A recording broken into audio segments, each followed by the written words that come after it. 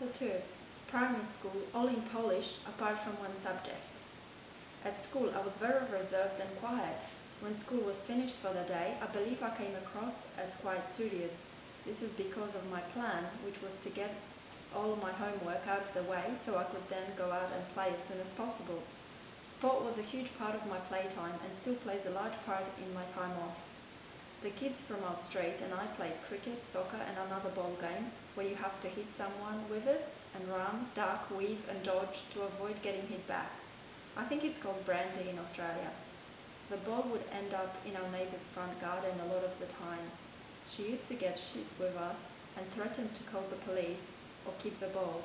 She was an old lady and we thought she was mean.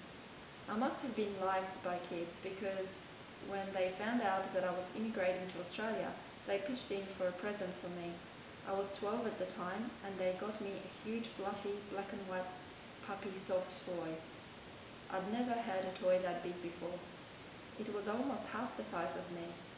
I was one happy 12-year-old, apart from the thought of leaving all these great friends, of course. My parents, my brother, my sister and I were preparing to immigrate to Canada, with my dad's oldest sister being the sponsor over there. We heard that my auntie in Canada met someone and pulled out from being our sponsor. After several years of trying to immigrate from Poland, my parents were not going to give up that easily. It seemed as though Canada was a no-go zone for us to immigrate. My mum's uncle's wife in Australia decided to be our sponsor.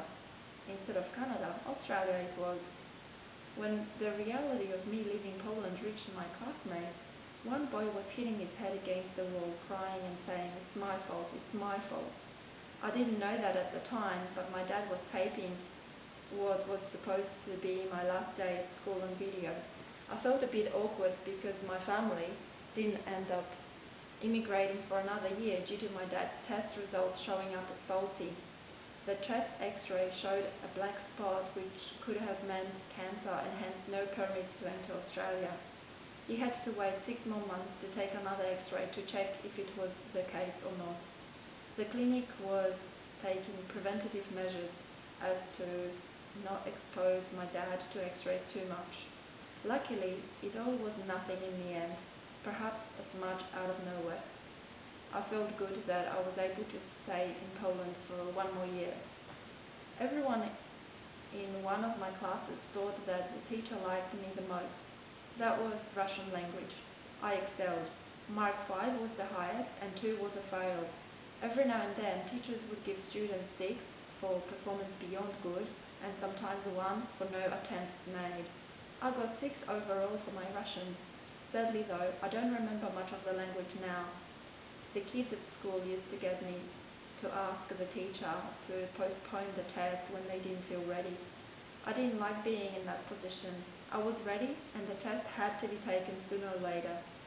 I don't even remember if I used to do the favour for the rest of the class or not, and what the outcome was. I'd like to think that I did ask and sometimes the teacher granted that request. She seemed really nice. Her husband was our physics teacher. He was also very liked by me and others. In Poland, we didn't have a subject called science. Rather, we did biology, physics and chemistry. We had geography, history, physical education, Polish math, drawing and technical studies. My best friend was better in math and I was better in Polish grammar and spelling. It was great sitting next to her. Sometimes after school, she used to come over to my house and we did homework together. I then walked her back halfway. We had this spot halfway between her house and my house. It was marked by a stone that was sticking out of the ground, and the journey was roughly 15 minutes walking from each of our houses.